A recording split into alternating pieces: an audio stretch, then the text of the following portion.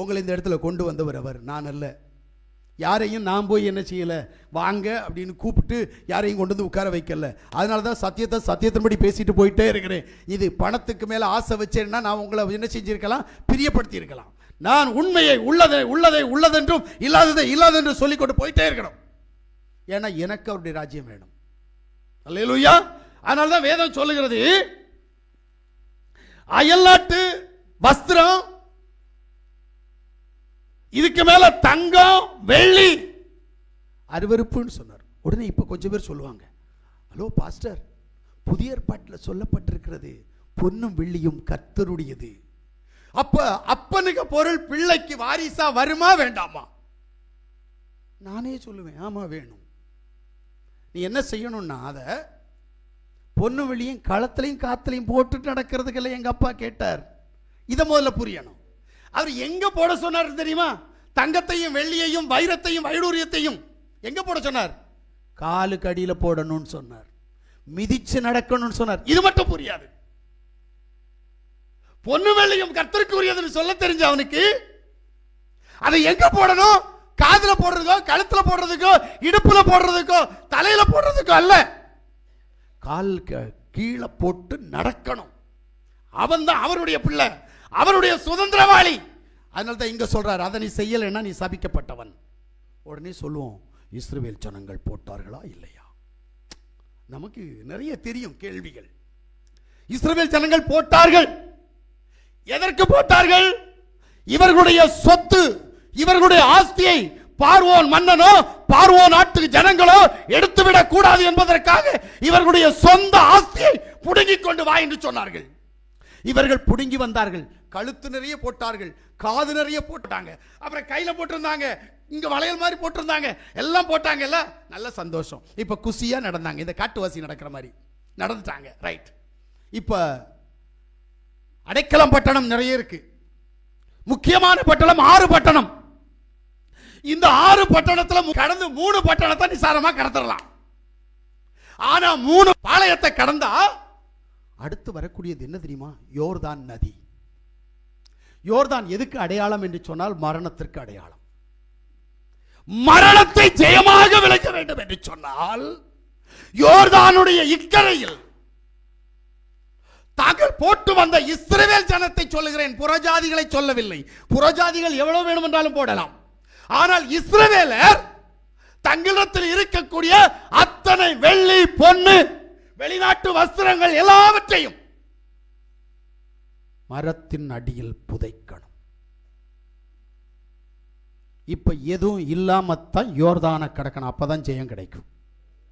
நான் சொல்றது சரியா புரியணும். முதல்ல மறுவாழ்வுக்கு போக வேண்டுமானால், அக்கறைக்கு கடந்து போக வேண்டுமானால், யோர்தானை கடப்பதற்கு முன்பாக தன்னிடத்தில் இருக்கிற சாபத்தையும் தன்னிடத்தில் இருக்கிற அடிமைத்தனத்தை அப்புறப்படுத்தணும்.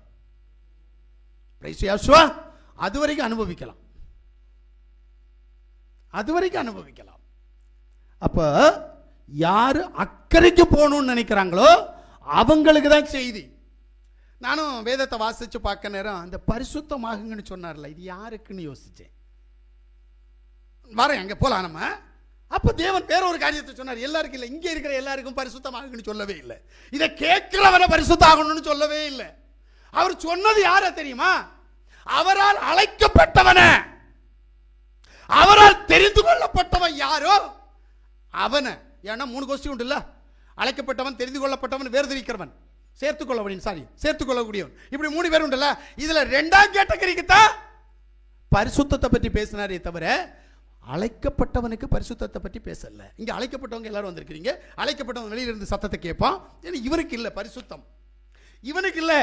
உள்ள இருக்கிற சாபத்தீடானதை மாற்றுறது இவனுக்கு இல்ல, சத்ருவை ஜெயிக்கிறது. ஏன்னா அவர்கிட்ட எல்லாம் இருக்கும். யார்கிட்ட? அழைக்கப்பட்டவன்கிட்ட. நான் ஐயாட்ட ஒரு ஆள்கிட்ட பேசிட்டு இருக்கிற போது, அவர் நல்ல ஊழியம் செய்யணும்னு நினைக்கிறார். கேட்ட போது அவர், ஐயா நீங்க கொஞ்சம் வித்தியாசமா இருக்கிறீங்களே, எப்படி ஐயா அப்படி. அப்ப அவர்கிட்ட நான் ஒரே ஒரு காரியம் சொன்னேன். ஐயா, பரிசுத்த வேதாகமத்தில் ஊழியத்தின் போது 3 இழுப்பு இருக்குது. 3 இழுப்பு இருக்குது. ஜனத்தை தேவன் தன்னண்டையில் இழுக்கிற போது 3 காரியத்தை செஞ்சார். ஒரு காரியம் அற்புதம், இரண்டாவது காரியம் சுவிசேஷம் ஆகிய உபதேசம். மூணாவது காரியம் வெளிப்பாடு. இந்த மூன்று காரியத்தினுடைய ஊடாய் ஒரு ஊழியம் இல்லை அப்படின்னா அது தேவனை மகிமைப்படுத்தாது, அவனை மகிமைப்படுத்தும். நான் சொன்னது சரியா புரிஞ்சுடுங்க. ஒன்னாவது அற்புதம் நடக்கணும், இல்லது எச்சரிப்பின் சத்தம் கொடுக்கணும். ஏனென்றால் அவனுக்கு பிடிக்காத காரியத்தை அவனுக்கு பிடித்த காரியத்தையும் அவருடைய சமூகத்திலிருந்து வாங்கி கொடுக்கணும். ஒருத்தன் கட்டுகளோடு வரானா கட்டை உடைச்சு கொடுக்கணும். அவன்கிட்ட போய் கேட்டுட்டு கூடாது, உனக்கு நான் எதுக்கு ஜெபம் பண்ணணும். ஒரு ஐயாட்ட போனானா, டோக்கன் எடுத்து போனானா, போனா என்ன கேட்பாங்களா, ஆமா நாங்க உங்களுக்கு எதுக்காக ஜெபம் பண்ணணும். டோக்கன் எடுத்தாச்சு, காசு கொடுத்தோம், காசு கொடுக்காமல டோக்கன் எடுத்து போயிட்டு லைன்ல போய் நிக்கிறோம். போய் நிக்கிற நேரம் அவர் கேட்பார், ஐயா நான் நீங்க வந்திருக்கீங்க என்ன பார்க்கறதுக்கு, நான் எதுக்காக ஜெபம் பண்ணணும். அப்ப இவர் சொல்லணும், எனக்கு வயிற்றுல கட்டி, எனக்கு ஒரு குறுக்கில் பிடிச்சி வச்சிருக்குது, என் தலையில கட்டி அப்படின்னு சொன்னா போனா ஜெபிக்கிறப்ப இவருடைய கட்டியை மாத்தி தாரும், இவருக்கு இருக்கிற பிரச்சனையை மாத்தி தாருன்னு அவர் ஜெயிப்பார். இதுக்கு பைசா கொடுக்கணும். நல்லா புரிஞ்சுடுங்க. ஆனா இங்க அப்படி இல்லை. நீ உன் வாய் எடுத்து மேய்ச்சுண்டு எடுத்து கீழ்ச்சுண்டு எடுத்து ஆட வேண்டிய தேவையில்லை. இங்க அவருடைய சமூகத்தில் வந்து முட்டி போட்டு அவருடைய ஆசாரியன் உன் தலையில் கையை வைத்தால் உனக்கு இருக்கிற காரியங்களை யாசுவா நாமத்தில் அவன் சொல்லணும். இது முதல் எழுப்பு. இதுக்கு மேல உன்னுடைய கட்டை உடைக்கணும். இரண்டாவது, இதுதான் இந்த முதல் எழுப்பினுடைய காரியம். இரண்டாவது காரியம் சத்தியத்தை சத்தியத்தின்படி சொல்லணும். பணத்துக்காக, பேர் புகழுக்காக, ஆஸ்தி அந்தஸ்துக்காக சொல்லக்கூடாது. மூணாவது, வெளிப்பாடுகள் நிறைந்ததாக இருக்கணும். இதுதான் யாவுடைய ஊழியம். இன்னைக்கு அது இல்லை. அதனாலதான் எச்சரிக்கை சத்தம் கொடுக்கிறதுக்கு ஆள் இல்லை. பிரிசியாசுவா. ஆனா இந்த சபையில பரலோகத்தின் தேவன், சர்வ வல்லமையுள்ள தேவன், அவர் விரும்புகிற ஜனத்திற்கு அவர் சொல்லுகிற வார்த்தையை உறுதியாய் சொல்லிக் கொண்டிருக்கிறார். பிரிசியாசுவா.